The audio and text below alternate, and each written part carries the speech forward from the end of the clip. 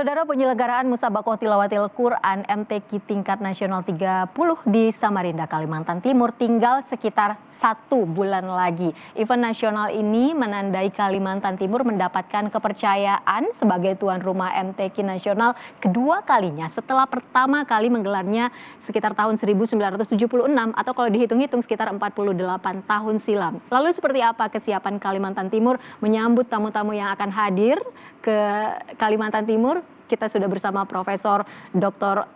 Andus Akmal Malik MSI, penjabat Gubernur Kalimantan Timur. Pak Gubernur, Pak Akmal, sehat Pak? Alhamdulillah. Assalamualaikum warahmatullahi wabarakatuh. Waalaikumsalam warahmatullahi wabarakatuh. Pak, ini kan ada ribuan, banyak sekali ya kafilah dari berbagai daerah di Indonesia yang akan menghadiri MTQ Nasional 30. Bagaimana Pak persiapan Kalimantan Timur menyambut tamu-tamu yang akan hadir nanti? Ya, pertama-tama kami tentu menyampaikan apresiasi dan terima kasih kepada LPTQ Nasional atas kepercayaannya kepada Provinsi Kalimantan Timur menjadi tuan rumah MTQ ke-30. Ya. Ini MTQ 48 tahun setelah 1976 yang lalu. Ya. Nanti insya Allah kita diminta untuk melayani kurang lebih 1998 kafilah. Ya. 35 provinsi akan ikut, ya, kecuali ada Papua Selatan, Papua Tengah, dan Papua Pegunungan tidak ikut, ya. Artinya kami akan menjadi tuan rumah untuk kegiatan-kegiatan syiar keagamaan seperti ini, dan bagi kami bukan hanya persoalan syiar, tetapi adalah ujian bagi Kalimantan Timur untuk mulai menyelenggarakan event-event nasional, ya, karena ke depan, ya, apalagi dengan kehadiran Ibu Kota Nusantara, Kaltim pasti akan mendapatkan dampak menjadi tuan rumah atau minimal menjadi pendukung kegiatan-kegiatan yang berskala nasional dan berskala internasional. Jadi MTQ ke-30 ini tidak hanya sebatas tanda kutip ujian, ya, kemampuan kita menyelenggarakan event-event nasional, tetapi juga menjadi sebuah pengalaman bagi kita untuk percaya diri menjadi pendukung utama kegiatan-kegiatan yang besar yang nanti pasti akan banyak terjadi setelah beroperasinya Ibu Kota Nusantara. Sudah berapa lama persiapannya Pak? Mengingat ini 1 bulan lagi. Sudah 1 tahun setengah lebih kita mempersiapkan ini. Jujur, Ketua LPTQ kita kebetulan Ibu Sekda, Ibu Sri Wahyuni, sudah menyiapkan dukungan-dukungan akomodasi, transportasi, kemudian juga tentunya pembiayaan, ya. Ya. Dan kami juga sudah mengorganize, ya, seluruh pemangku kepentingan yang berkaitan dengan dengan MTQ, seperti nanti karena yang datang adalah perwakilan dari 35 provinsi, tentunya kami menggandeng paguyuban masing-masing daerah. Nanti ada paguyuban Sumatera Utara, paguyuban keluarga besar Aceh, Jawa, dan sebagainya. Nanti akan kita gandeng untuk membantu kita menjadi tuan rumah dan melayani para kafilah-kafilah MTQ kita. Tadi Pak Akmal sudah menyinggung ya soal persiapan akomodasi, transportasi. Ada 35 provinsi yang hadir tuh lebih dari 1998 kafilah. 1998 itu kafilah saja. Ya, tapi nanti kan ada ofisialnya juga. Ada juga nanti pengembiranya juga. Ada juga nanti masyarakat peninjau dari negeri tetangga. Juga ada dari Malaysia, dari Brunei yang dekat, ya, juga akan berkunjung nanti ke Kalimantan. Berarti bisa jauh lebih banyak nanti yang akan datang. Bagaimana persiapan? Ya, transportasi, akomodasi. Kami sebetulnya punya 2 kota yang siap menampung penyelenggaraan event nasional seperti MTQ ini. Balikpapan itu punya 4.920 lebih kamar, ya, Kota Balikpapan. Samarinda kita punya 5.200 lebih kamar, ya. Sesungguhnya kalau yang datang nanti taruhlah mungkin 3.000, bagi kita aman-aman saja, karena kemampuan kamar kita ada kurang lebih 9.000 lebih, ya, cukuplah untuk sisi kamar. Kemudian juga transportasi. Memang kami akui 2 kota ini nanti akan menjadi penyangga utama, walaupun penyelenggaraannya dipusatkan nanti di Samarinda, tetapi pasti nanti para peserta akan datang melalui Balikpapan, ya, tidak hanya langsung ke Samarinda. Dan tentunya ada yang juga tinggal di Samarinda, ada tinggal di Balikpapan. Nah, mereka membutuhkan transportasi ke Samarinda, ya. Nah, kami sudah menyiapkan kendaraan-kendaraan pengalaman kami kemarin menyelenggarakan kegiatan rakor kepala daerah di IKN kemarin, kan pemerintah provinsi juga membantu dukungan kendaraan. Insya Allah kita sudah punya pengalaman. Itu sudah sangat cukup. 9.000 kamar untuk menampung ribuan nanti kafilah yang datang beserta nanti tamu-tamu yang lain begitu ya Pak. Itu dekat tidak Pak dengan lokasi acara nantinya? Kita memusatkan kegiatan nanti di kawasan olahraga Kadri Oning. Ya, di situ nanti venue utamanya. Kita juga punya di situ akomodasi untuk atlet. Ya, kita punya juga hotel atlet di situ, banyak juga hotel yang ada sekitar situ. Secara umum kita akan merasa semua bisa berjalan dengan baik. Itu berapa hari Pak dan berapa hari sebelumnya nanti para kafilah? Penyelenggaraan akan dilaksanakan tanggal 6 sampai tanggal 16. Perkiraan kita tanggal 2 atau tanggal 1 sudah mulai berdatangan. Mereka sudah masuk ya Pak? Karena biasanya penyelenggaraan MTQ itu diawali dengan namanya kegiatan lomba pawai ta'aruf. Yaitu kendaraan hias. Masing-masing daerah 35 provinsi tadi akan membuat kendaraan hias, dan pembuatan kendaraan hias itu kan agak lama. Ya paling cepat seminggu lah. Sehingga tim ajunya pasti sudah datang. Karena nanti penyelenggaraan akan dilaksanakan pada pawai ta'aruf sekaligus pembukaan. Ya. 1 hari sebelum pembukaan biasanya kita ada penyelenggaraan pawai ta'aruf. Nah, itu dilombakan loh. Dilombakan. Nah, itu kenapa kami memperkirakan nanti tanggal 2 atau tanggal 1 itu rombongan sudah mulai masuk. Ya. Dan biasanya penyelenggaraan pembuatan kendaraan-kendaraan hias ini akan dilaksanakan di banyak tempat venue. Itu yang 2 hari sebelum tanggal 6 ya Pak ya? Iya. Nanti kita akan coba lokalisir pembuatannya itu dilakukan di sekitar kawasan Kadri Oning. Sehingga nanti pergerakan ketika kita mulai pawai ta'aruf nanti kendaraan-kendaraan hias itu melintasi Kota Samarinda dan sebagainya, itu tidak terlalu menimbulkan kemacetan. Berarti dibuatnya di Samarinda, berarti barang-barang semua dibawa dari provinsi masing-masing Pak ya? Samarinda banyak kok, kita banyak kebutuhan-kebutuhan sudah kendaraan. Disediakan ya Pak ya? Ya, sudah ada semua.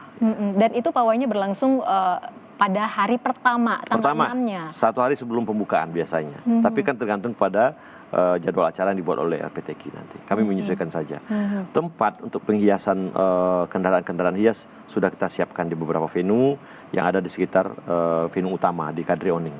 Ya. Oke. Selain transportasi, akomodasi, sampai jelang nanti hari H 6 sampai 16, apalagi yang sudah disiapkan ya, pastinya konsumsi. Timur, Pak? Ya, konsumsi kita ini kesempatan bagi Kaltim untuk mengenalkan kuliner-kuliner enak Kalimantan Timur. Ya, kita punya nasi kuning, punya soto Banjar, punya makanan-makanan khas seperti mandai dan sebagainya. Ya, ini kita akan kenalkan. Di samping juga kita punya objek-objek wisata. Kita punya destinasi wisata adat yang ada di Pampang, ya dekat Desa Pampang. Kita punya wisata susur sungai Mahakam, ya, yang mungkin di Kalimantan itu sangat menarik. Itu dia, tempat kuliner dan tempat-tempat wisata yang bisa dikunjungi para peserta MTQ. Kira-kira apa saja nanti ya Pak, kita bahas setelah jeda. Tetaplah bersama kami, saudara, di Kompas TV.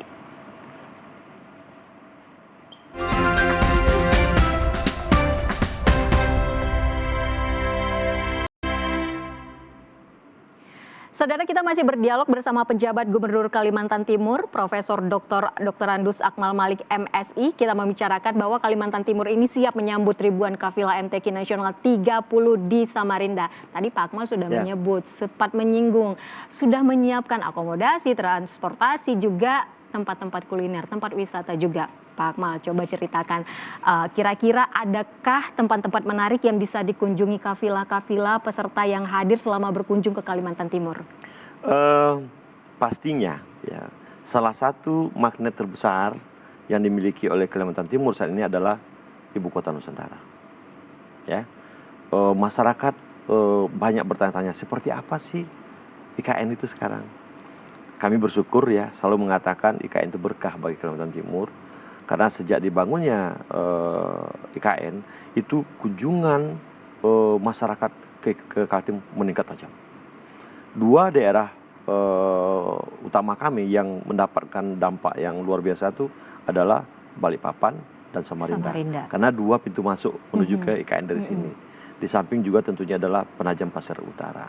Nah, terkait dengan penyelenggaraan MTQ ke-30 ini, tentunya kami meyakini masyarakat dari Papua, dari Aceh, dari Sulawesi, dari Sumatera dan lainnya pasti juga ingin melihat ke penasaran ya, Pak, IKN.